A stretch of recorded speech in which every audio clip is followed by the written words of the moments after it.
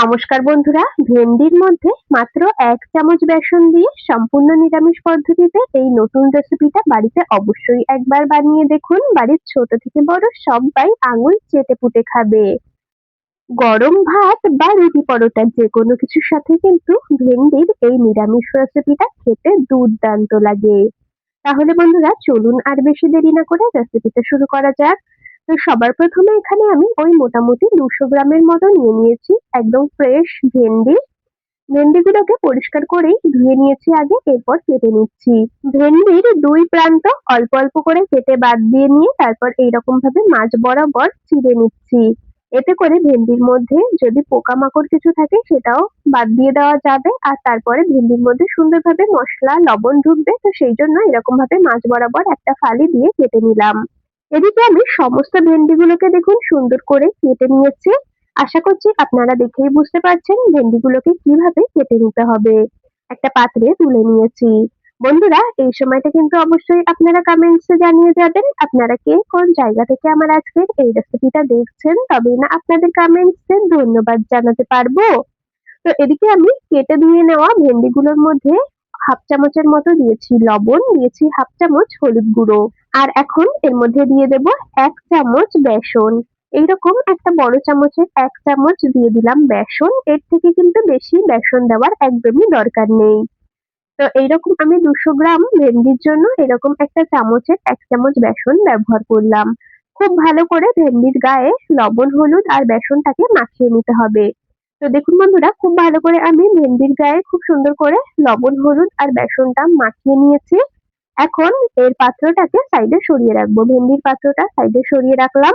নিয়েছি ২ টো টমেটো। টমেটোর পরিমাণটা কিন্তু এই রেসিপিতে একটু বেশি লাগবে, সেজন্য ২ টো টমেটো নিলাম। চাইলে আপনারা ৩ টে টমেটো এখানে ব্যবহার করতে পারবেন। ২ টো টমেটোকেই এখন সুন্দর করে ছোট ছোট করে কেটে নেব। বন্ধুরা ভেন্ডি বা ঢেঁড়স তো অনেক রকম ভাবেই রান্না করে খেয়েছেন, তবে একবার এইরকম ভাবে নিরামিষ পদ্ধতিতে বাড়িতে ভেন্ডি বানিয়ে খেয়ে দেখবেন, খেতে দারুণ লাগে। তো এদিকে আপনাদের সাথে কথা বলতে বলতে আমি টমেটোটাকেও সুন্দর করে কেটে নিয়েছি ছোট ছোট টুকরো করে। এরপর রান্নাটা করার জন্য তৈরি করে নেব একটা মশলা। নিয়েছি একটা মিক্সির জার, তার মধ্যে কেটে নেওয়া টমেটো গুলোকে দিয়ে দিলাম, আর দিয়ে দিচ্ছি ৫ থেকে ৬টার মতো শুকনো লঙ্কা। এই রান্নাতে কিন্তু শুকনো লঙ্কাটাই বেশি ভালো যায়, তবে চাইলে আপনারা কাঁচা লঙ্কাও ব্যবহার করতে পারেন। আর কিন্তু এর মধ্যে কোনো মশলাই ব্যবহার করিনি, শুধুমাত্র টমেটো আর শুকনো লঙ্কাগুলোকে সুন্দর একদম মিহিয়ে একটা পেস্ট বানিয়ে নিয়েছি। একদম জল ছাড়াই পেস্ট করে নিয়েছি, কারণ যেহেতু টমেটো থেকে অনেকটাই জল বেরিয়েছে। মসলাটা একদম রেডি হয়ে গেছে, এখন এটাকে সাইডে সরিয়ে রাখলাম। চলে এলাম ওভেনের কাছে। গ্যাসের ওভেনে একটা কড়াই বসিয়ে দিয়েছি। কড়াইটা খুব ভালো করে গরম করে নিয়ে তার মধ্যে আমি ৬ থেকে ৭টার মতো দিয়ে দিলাম গোলমরিচ। গোটা গোলমরিচগুলোকে হালকা করে একটু শুকনো কড়াইতে ভেজে নিয়েছি। এখন দিয়ে দিচ্ছি ১ চা চামচ গোটা সাদা জিরে। যেহেতু গোলমরিচগুলো ভাজা হতে একটু সময় লাগে, সেজন্য প্রথমে গোলমরিচগুলোকে একটু ভেজে নিয়ে তার মধ্যে আমি ১ চামচ দিয়ে দিলাম গোটা সাদা জিরে। এখন এই গোটা মসলাগুলোকে সুন্দর ড্রাই রোস্ট করে নেব। দেখতেই পাচ্ছেন মসলার কালারটা চেঞ্জ হয়ে গেছে, আর এখন কিন্তু মসলা থেকে সুন্দর একটা ভাজা গন্ধ বেরিয়েছে। এই সময় আমি এই ড্রাই রোস্ট করে নেওয়া গোটা মসলাগুলোকে একটা পাত্রে তুলে দিলাম। তো এখন এই ভাজা মসলাটা সাইডে সরিয়ে রাখবো, এটা আমি রান্নায় পরে ব্যবহার করব। তো এখন এই কড়াইয়ের মধ্যে দিয়ে দিচ্ছি পরিমাণ মতো সর্ষের তেল। তো বেশ খানিকটা পরিমাণে আমি সর্ষের তেল দিয়ে দিলাম। চাইলে আপনারা কিন্তু সাদা তেলেও রান্নাটা করতে পারবেন। তেলটা খুব ভালো করে গরম করে নিয়ে এখন লবণ, হলুদ আর অল্প বেসন মাখিয়ে রাখা ভেন্ডিগুলোকে এর মধ্যে দিয়ে দিলাম। আর এক ব্যাচে যেহেতু আমার সমস্ত ভেন্ডিগুলোকে ভাজা হবে না, সেজন্য আমি ২ ব্যাচে করে ভেজে নেব। তবে একদম কড়া করে ভাজবো না, মিডিয়াম ভাবে কিন্তু ভেন্ডিগুলোকে ভেজে নিতে হবে। বন্ধুরা আপনারা যদি কখনো আগে এইরকম ভাবে ভেন্ডির রেসিপি বাড়িতে খেয়ে থাকেন, সেটা কিন্তু অবশ্যই আমাকে কমেন্টসে জানিয়ে যাবেন। আর যদি কখনো না খেয়ে থাকেন, একবার এইভাবে বানিয়ে খেয়ে দেখবেন, খেতে দারুণ লাগবে। তো এদিকে আপনাদের সাথে কথা বলতে বলতে প্রথম ব্যাচের ভেন্ডিগুলোকে সুন্দর করে ভেজে তুলে নিলাম। এরপর দ্বিতীয় ব্যাচের ভেন্ডিগুলোকেও সুন্দর করে ভেজে তুলে নেব। আর ভেন্ডি কিন্তু এইরকম বেশ গোটা গোটা করে খেতেও দারুণ লাগে। এদিকে আমি দেখুন সমস্ত ভেন্ডিগুলোকে সুন্দর করে ভেজে নিয়ে তুলে নিয়েছি একটা পাত্রে।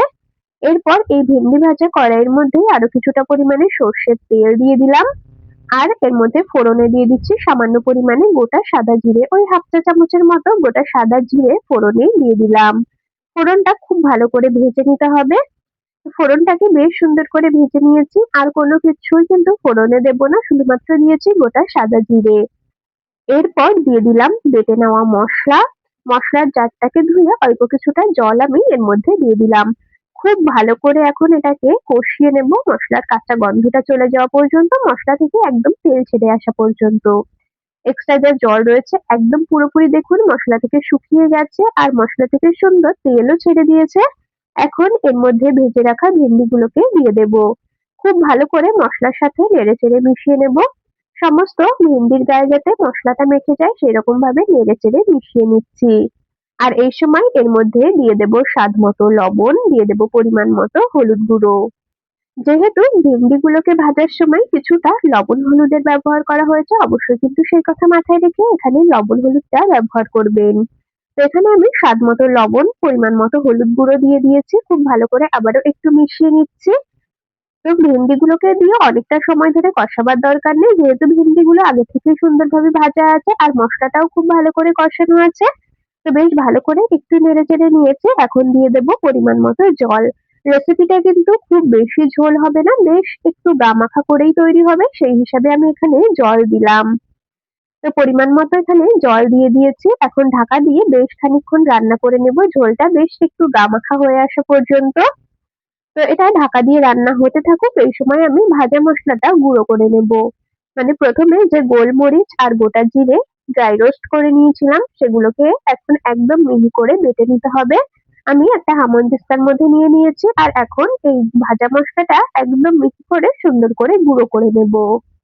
তো বন্ধুরা দেখুন আমি ভাজা মশলাটা সুন্দর করে একদম মিহি করে হামানদিস্তার মধ্যে গুঁড়ো করে নিয়েছি। এখন এই গুঁড়ো মশলাটা সাইডে সরিয়ে রাখলাম, আবারও ওভেনের কাছে চলে এসেছি। ভেন্ডিগুলোকে বেশ খানিকক্ষণ ঢাকা দিয়ে রান্না করে নেওয়ার পর এখন ঢাকাটা খুলে নিলাম। তো এদিকে রান্নাটা কিন্তু আমাদের প্রায় হয়ে এসেছে, আর দেখতেই পাচ্ছেন ঝোলটা একদম গা মাখা হয়ে গেছে।